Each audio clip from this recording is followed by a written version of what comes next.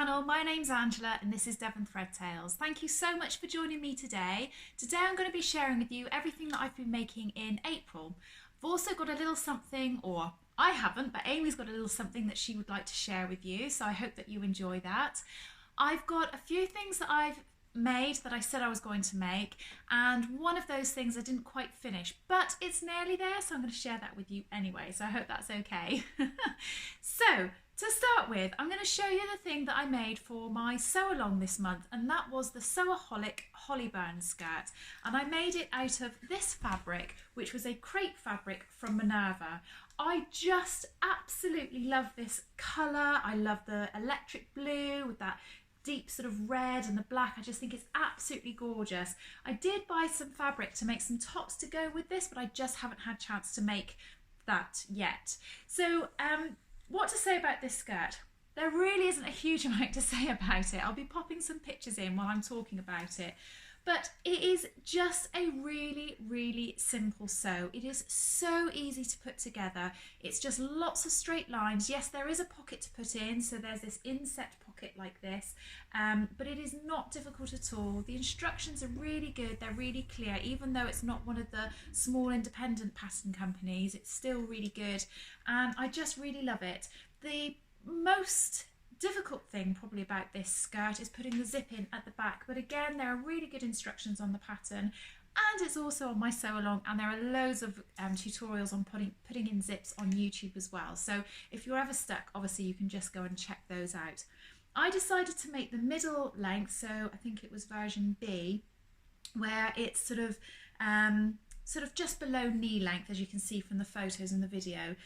And I just love it. I just think it's really great for work. I don't know that this is something I am going to wear now outside of work. I think it's definitely going to be a work skirt. It looks really smart with heels on, and yeah, I can't wait to make the tops to go with it, because at the moment I've only got a black top that I think suits it. But this fabric is really lovely and swishy. I got it from Minerva, and yeah, just really, really love it. So that was my first make. The next thing that I made is a whole load of face masks, and I don't have them with me now. I made them for a friend of mine who asked me. I'll pop a picture in of the ones that I've made. I make a couple of different types of face masks. I make the 3D version, which is the ones that I made for my friend, because that's the ones that she liked and suit her best. And I also make some moulded style ones, which I'm in the middle of making for us as a family as well. So yeah, I've been making a few of those. April has been a really strange month for me, so I have felt like I've not done a huge amount of sewing.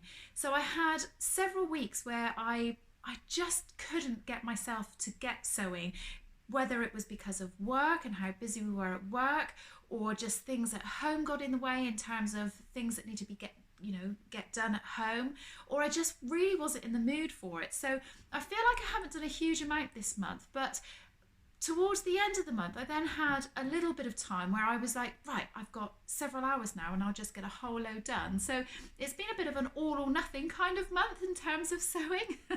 So very, very strange. So before I carry on and show you all the things that I've made in April, I'm going to pass you over now to Amy, and she's going to show you the thing that she's knitted. Hiya, so Mum's asked me to talk about what I made this month. Again, it was only one thing, because I've got exams and schoolwork, but I made the Avonham cardigan by Lily Kate, I think she's called. I wanted to make this because I had leftover mohair from a project a couple of years ago, and I thought it would be a good project to use it for. So yeah. It was really interesting to make. I've never made anything like that before. The construction was just a bit different, so I made the back, part of the back, and then picked up stitches at the shoulder seams and knit from there, which I've never done before. But the instructions were quite easy to follow. And I did my first I-cord bind off, which is quite cool. Yeah, it's the first time I'd seen that. So yeah, I'll show you up close if I can. And the I-cord bind off, which is pretty cool. So yeah, it's quite cute cropped summer top, which I think I'll wear when the weather is a bit better and a bit warmer. So for quite some time now I've been saying that I'm going to make John an apron, and he just wanted an apron for using while he was doing some bits and pieces on his bike and what have you, just so it protected his clothes. And lots of you came up with some fabulous ideas of different apron patterns that I could use. But in the end he just said, I just want something that's really simple and is just like a kitchen apron that I can put on over my clothes so it protects them, and it's got pockets in. So this is the thing that I have made but is not quite finished yet, but I thought I would share it with you anyway. So I had this fabric from left over from my Turia dungarees from a Guthrie Ghani set that I made. It was the Pauline Alice Turia dungarees, and it was in this really lovely thick hard-wearing twill fabric. Really lovely, but I had lots and lots of it left over. Now you're not going to be able to see much of this in the picture, so I'll make sure in the video, so I'll make sure I put some pictures in. And the thing that I haven't done is I haven't put any pockets on. Now I didn't think I had enough of this fabric to actually make an apron out of this, but as it happens, once I laid my kitchen apron out over the fabric that I had more than enough. So I just cut it out, all of this fabric, and then what I'm going to do is I'm going to use my other leftover denim fabrics that I've got to put the pockets on, because I now don't have any more of this. All I did was I laid my kitchen apron out over this fabric, and just using a chalk marker I measured roughly 1/2 inch all the way around it to create a seam allowance all the way around, and then across the top I did a 2-inch seam allowance, and so that I could use that to fold over. What I then did is I overlocked every single side seam, and all the seams all the way around. I just did them flat as they were. I didn't take any of the fabric away. I didn't cut it as I was overlocking it. And then I just took this to my iron and pressed over all of the seams and sewed them down with sort of a centimetre or so seam allowance. On the top section, I did put a little bit of interfacing, sort of a medium weight interfacing, just so that it made this a little bit stiffer, so that when it's sat on there it sits nice and flat. I then bought this webbing, which I just bought from my local haberdashery, and I just created the neck piece and the ties for around the side, just measuring what was on my current kitchen apron. So I think he's really pleased with it. He hasn't used it yet because I haven't actually given it to him because I want to put the pockets on. So as soon as I've got the pockets on, I'll probably post a picture of it on my Instagram account, and I'll put a link into my Instagram account in my description below if you want to have a little look at that. But yeah, I think he's going to be really pleased with it. He says that's exactly what he wanted, but like I say, hasn't used it yet because it's not finished, and well, I'm being a bit fussy and not letting him have it. So so that was the next thing that I made. So I'm just going to go and grab the next thing. So the next thing that I've made is a blouse. Now I've had quite a lot of trouble making this blouse, and I'm going to try and explain this in as kindest a way as possible without sounding like I'm being rude about the pattern company, because I'm absolutely not.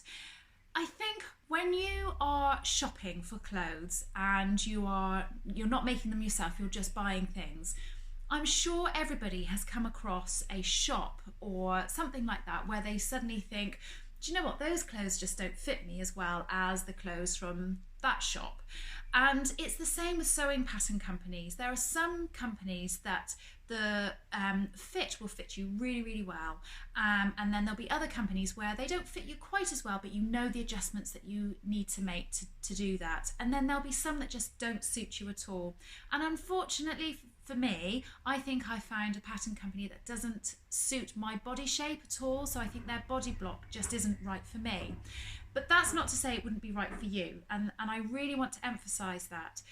So I really liked the look of the Avid Seamstress, the blouse. I just thought it looked like a really gorgeous pattern. I thought it would be a really simple, nice blouse to make, which could be worn with jeans, but it could possibly be dressed up and worn to work as well. And I went to Makeup 140 and I bought this gorgeous Atelier Brunette viscose. Now, in my defence, I didn't know this was Atelier Brunette. I just liked the fabric, so I just I just bought it. It was only when I was ironing it I noticed on the side that it said Italian brunette. I'm not really into sort of named fabrics and things. I just buy what I think's pretty, whether it's got a name on it or not. So I really like this fabric, and I thought, oh, that would be really nice. It's sort of inoffensive. It hasn't got a massive pattern on it. It will go with lots of things. I thought that would be really lovely. And the thing that I liked about the Avid Seamstress, the blouse, was this really nice collar. So it didn't have the turn down pointy shirt collar. And I liked the fact that it had these elasticated sleeves. I thought that was a really nice touch on it, and I thought that would be really lovely. And I don't know what made me do it, but I just decided I was going to make this, first of all, in an old piece of fabric. Now, I happen to have an old sheet, and I thought, right, I'm just gonna make it up. So I just literally cut it out, tacked it together. Now, I made the size 3, which is absolutely correct for my body measurements. And I tacked it all together and put it on, and it just didn't fit. If I stood still like this, it was perfectly fine. But the second I moved my arms, it was really tight around here. And I did lots and lots of things. And there's a really lovely lady on Instagram. Her handle is Sewn and Shown, and her name's Laura. And she gave me loads and loads of help and advice on how to fit this blouse. She loves fitting things, so it was really great that she helped me. And I tried lots of things. I tried changing the the circumference of the armpit hole. There's technical terms. I'm not very good with technical terms. You'll have picked up on this if you've watched any of my videos. But anyway, the depth of the armpit was just wrong, so I lowered that. Then I did a bicep adjustment because it just felt really tight on my bicep. I tried to adjust the bust. I did so many different things, and it didn't matter what I did, I couldn't get it right. Even going up a size wasn't the thing to do. And I used an entire sheet doing practice runs on this. And then I don't know quite what made me do it, but a shirt that I'd made John previously was hanging up, drying on my dryer, and I just quickly took it off and put it on because he's quite slim, so I thought, oh, that might fit me, and I put it on, and it just felt really comfortable and really nice, and I didn't have any restriction, because what was happening with the sheet version of the Avid Seamstress the blouse was that every time I moved my arms, it was like somebody was clamping down on each of my arms here. It was really, really strange, and pulling across the back, very, very odd. And I just thought, you know what, I'm not going to mess around with this any longer. The shirt that I tried on of John's just looked so nice and fitted so nicely. So I actually cut out the body, or I retraced the Avid Seamstress blouse by making the body of the shirt John's shirt. And then I did the sleeves, John's sleeves, until they got to about here. And then I sort of redid it so that they had this bit on the bottom, the elasticated bit. And I changed the neck so that it had the collar as the Avid Seamstress. So this really isn't the Avid Seamstress the blouse. This is a man's shirt, but with the bits and pieces stolen from the Avid Seamstress blouse, because I really like the design features on it so much, and I just really didn't want to be defeated by this pattern. But I really think that it's a pattern company that's just not going to suit my body shape, and it is such a shame. But I am really pleased with how this has come out. I haven't actually worn it out yet. I'm just really happy with what it looks like. It's just been so cold here, so I haven't been able to wear it out. But yeah, so that is my blouse and my little adventure with my blouse. So I'm just going to go and grab the next thing that I made. So the next thing that I made was something for Amy, and this was the True Bias Shelby Romper, and I made it out of some fabric that I got from my Sew Hayley Jane box. And to say I'm delighted with this is an understatement. I absolutely love it. I just think it's really, really gorgeous. I've made this romper for myself quite some time ago, I think last summer or something like that, and I just absolutely loved it. The fit of it and everything was so great. And when this fabric came, I wasn't sure that it was something that I would wear myself, but Amy saw it and said, I'll have that. So we decided on this dress. And in fact, I've just put up a plans video last week saying what I was going to make next month, and or this month that we're in now, in May. And one of the dresses that I said I was going to make has now actually been changed, because my daughter was going to have I think it's a simplicity dress, and she's now decided she wants the fabric to be in this. So I'm going to be making this yet again. So this is a really, really lovely sew. It's such a nice, simple dress to make. For me, it fits really, really nicely, but like I say, obviously every pattern company is different and it's going to be different for every single person. But I'm really pleased with how this has come out. It fits her really nicely. It fits my other daughter really nicely, so I think they might be sharing it. It has a nice tie feature on the back, so it sort of brings everything in. It's obviously a little short, so it has the pattern comes as either a dress or a pair of shorts. It comes as a long version or the short version in both the shorts and the dress. And what can I say about this? Oh, one thing I did do is I added pockets, which the pattern doesn't have. I just pinched a pattern piece out of another pattern that I liked, and I just added them in. And instead of adding the waist ties exactly where the waist tie notches on the pattern, I actually made this up and got Amy to try it on so I could put these ties exactly where they were going to fit nicely to her waist. So because when I made mine, I felt that they weren't quite in the right position, and I'll do that again if I make one for myself in the future. I decided to do covered buttons, so I just used the fabric to cover these buttons, and I'm really, really pleased with how they came out. I made a size 2, and I thought she was going to have the little puff sleeve, which is what I think I said I was going to make in my plans video, but she changed her mind and wanted these sort of straight sleeves. The pattern comes with these straight sleeves. It comes with a cap sleeve version, and the True Buyers actually sent out another sleeve option, so you can have a little puff sleeve as well, but this is what Amy went for, and I think you'll agree it looks absolutely gorgeous. Now obviously it's still very cold here in the UK, so this hasn't been very appropriate, but she did wear it the other day with a long white sleeve top underneath it and big purple tights, which I was a bit like, oh, that's a bit of a strange combination, but when she put it on, oh my gosh, it looked really, really nice. So something that she can wear in the cooler weather and in the warmer weather. So yeah, really, really pleased with that. So I'm just going to go and grab the next thing that I've made.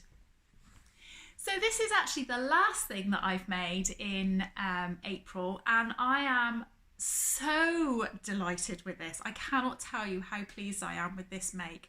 It's something that I've been wanting to make for a little while, but I've been umming and ahhing about it because I wasn't sure about the fit. I wasn't sure about what colour ribbing I wanted to use and all that kind of thing. But I've made the Tilly and the Buttons Billy dress. Here it is, and I'll pop pictures in as well.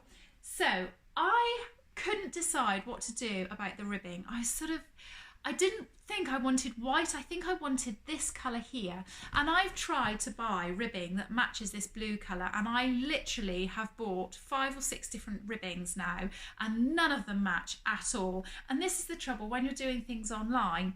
Your screen colour to the fabric colour, the picture could be taken and it could be absolutely perfect, but it doesn't always match up. And I was holding this up to my screen and thinking, oh yeah, that's going to go. And then things were coming, and the things that came were green instead of this bluey grey colour and all sorts. And in the end, I just thought, what am I doing? I'll just do it white. And I am so pleased that I did. I don't know why I just didn't do that in the first place, but hey ho. So the things to note with the Billy is a lot of people have said that they struggled with the neckline and that they felt it should be lowered. And I really ummed and ahed about what to do, and I asked lots of people's advice as to whether to lower it or not.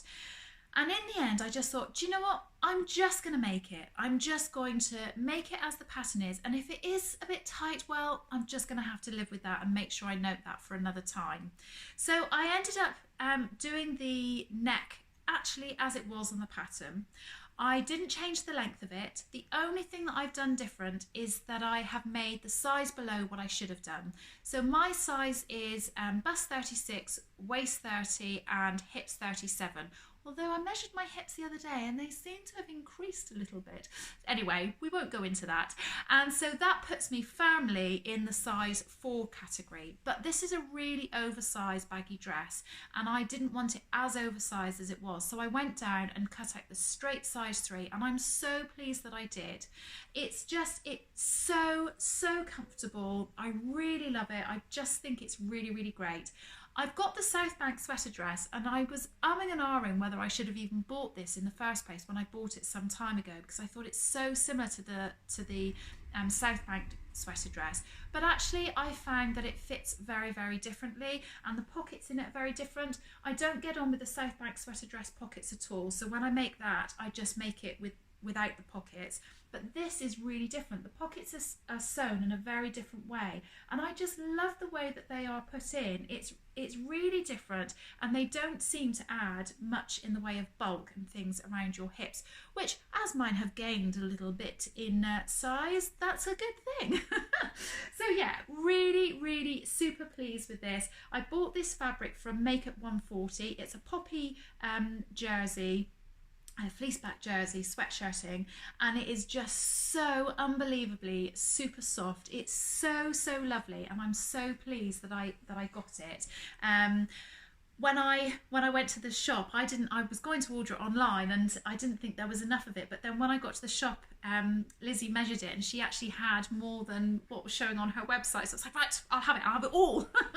So yeah, really, really pleased. And I did the straight sleeves. I didn't do the bishop sleeves or the oversized sleeves, and I'm really pleased with that. The only thing I will say, and I think I did this on my jumper version that I made back at Christmas, is that possibly next time I might just add an inch maybe to the sleeve length, because although it fits really, really nicely and I'm pleased with where it comes, I think just with that bit of movement around, and especially because I wear quite a big watch, it would be helpful just to have that extra inch bit of length on the sleeve. So yeah, really, really super pleased with my Billy dress, and I will 100% be making more.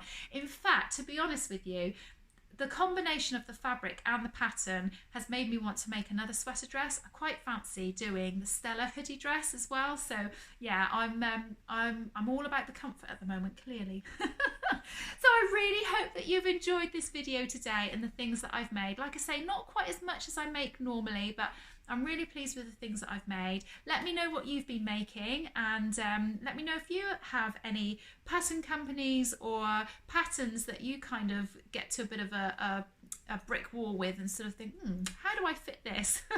Because it would be good to share those things in the comments below, and maybe you've got remedies as well to how you fix those problems. Anyway, that's it from me today. I will see you all again soon. Have a really good week. You take care. Bye.